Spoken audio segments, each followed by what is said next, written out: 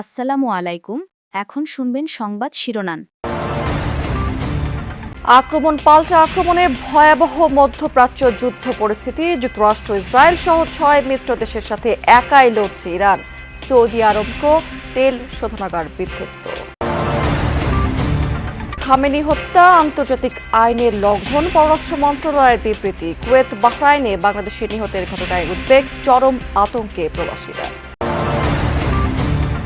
বিরোধী দল থেকে ডেপুটি স্পিকারের জন্য নাম চেয়েছে সরকারি দল। সংসদের চিফ হুইপ সহ 7 হুইপ নিয়োগ। উদ্বোধনী অধিবেশনে ভাষণ দিবেন রাষ্ট্রপতি।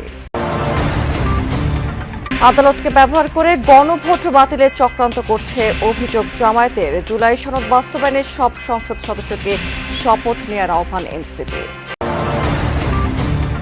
আসসালামু আলাইকুম। এতক্ষণ দেখছিলেন সংবাদ শিরোনাম, এখন দেখবেন বিস্তারিত।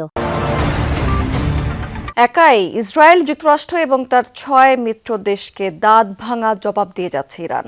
অপারেশন ফতেহ খাইবারের তৃতীয় দিনে 200-রও বেশি মিসাইল ছুড়েছে আইআরজিসি।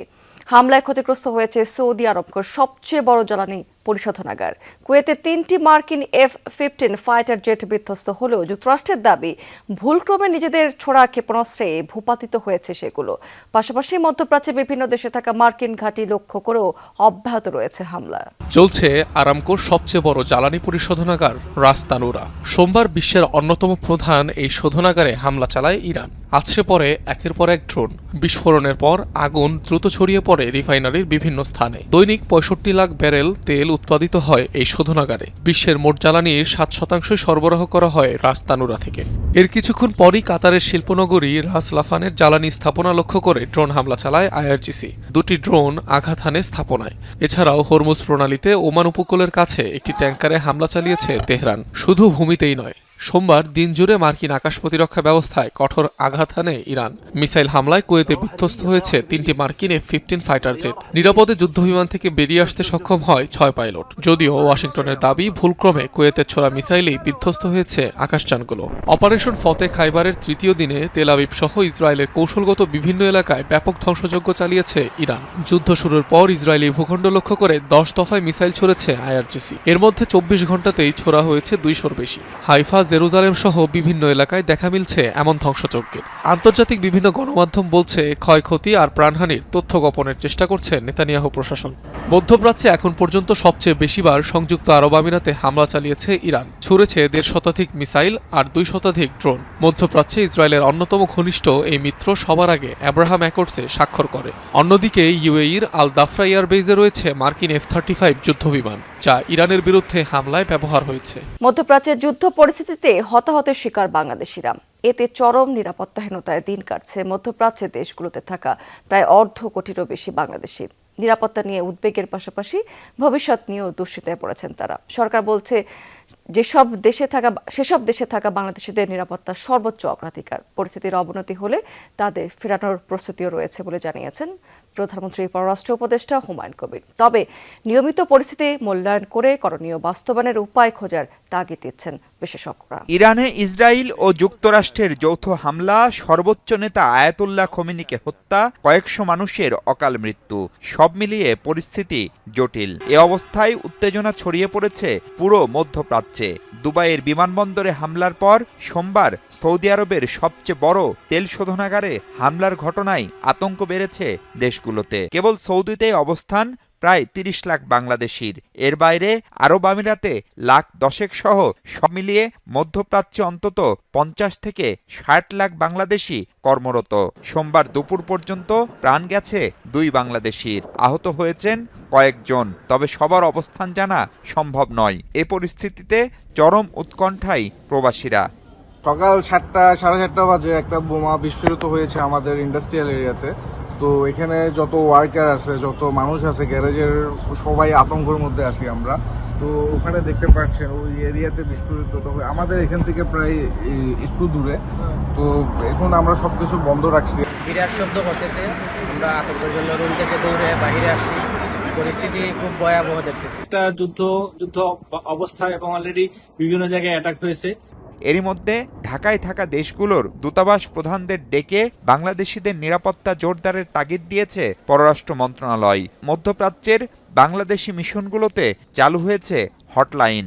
সরকারি এসব চেষ্টার পরও আতঙ্ক কাটছে না প্রবাসী বাংলাদেশিদের।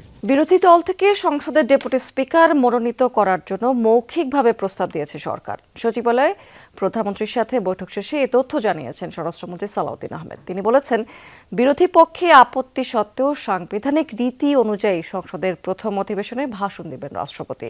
সংবিধান সংস্কার পরিষদে বিতর্কে স্বরাষ্ট্রমন্ত্রী বলেছেন, সংবিধানে নেই এমন কিছু করবে না সরকার। সচিবালয়ে প্রধানমন্ত্রীর সাথে বৈঠক শেষে স্বরাষ্ট্রমন্ত্রী সাংবাদিকদের জানান, এরই মধ্যে প্রধান বিরোধী দল জামায়াত ইসলামীকে ডেপুটি স্পিকারের নাম ঠিক করতে বলা হয়েছে। এবং জুলাই জাতীয় সনদে যে আমরা যেটা ঐক্যমতের ভিত্তিতে যেটা আমরা সমঝোতায় এসেছি রাজনৈতিক সমঝোতার দলিল হিসাবে, সেটার বাস্তবায়ন এখন থেকে শুরু করতে চাই। সেই জন্য আমরা আমাদের দলের পক্ষ থেকে প্রধান বিরোধী দলকে আমরা মৌখিকভাবে আমরা সাক্ষাতে তাদেরকে অফার করেছি তারা যেন ডেপুটি স্পিকার তারা ঠিক করেন এবং সেটা সংসদে স্পিকার নির্বাচনের দিন একই সাথে নির্বাচিত হতে পারে। ত্রয়োদশ জাতীয় সংসদের চিফ হুইপ করা হয়েছে বরগুনা 2 আসনের সংসদ সদস্য এবং বিএনপির ভাইস চেয়ারম্যান নুরুল ইসলাম মনিকে। 2 মার্চ বাংলাদেশ জাতীয় সংসদ সচিবালয়ের সচিব কানিজ মওলা স্বাক্ষরিত প্রজ্ঞাপনে তথ্য জানানো হয়েছে। একই দিন পৃথক আরও একটি প্রজ্ঞাপনে জাতীয় সংসদের হুইপ হিসাবে নিয়োগ দেওয়া হয়েছে 6 জনকে। তারা হচ্ছেন হবিগঞ্জ 3 আসনের সংসদ সদস্য মোহাম্মদ জি.কে. গৌস, খুলনা 3 আসনের সংসদ সদস্য রকিবুল ইসলাম, শরীয়তপুর 3 আসনের সংসদ সদস্য মিয়া নুরুদ্দিন আহমেদ অপু, নাটোর 2 আসনের সংসদ সদস্য এম রুহুল কুদ্দুস তালুকদার দুলু, দিনাজপুর 4 আসনের সংসদ সদস্য মোহাম্মদ আখতারুজ্জামান মিয়া এবং লক্ষ্মীপুর 4 আসনের সংসদ সদস্য এ.বি.এম. আশরাফুদ্দিন নিজাম। আদালত নয়, জুলাই সনদের সিদ্ধান্ত সংসদে হতে হবে বলে মন্তব্য করেছেন জামায়াতের নির্বাহী পরিষদ সদস্য ব্যারিস্টার শিশির মনির। তিনি বলেছেন, আদালতের ঘাড়ে বন্দুক রেখে কোনো সিদ্ধান্ত হলে সেটা বুমেরাং হবে। আর দলটির মুখপাত্র বলেছেন, আদালতের রায়ের পর বিরোধী রাজনৈতিক দলগুলো সিদ্ধান্ত জানাবে।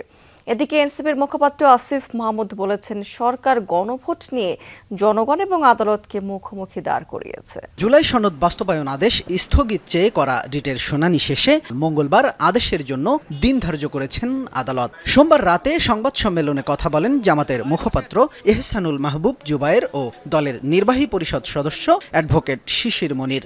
এ সময় দলের মুখপাত্র বলেন, আদালতকে ব্যবহার করে গণভোট বাতিলের চক্রান্ত হচ্ছে।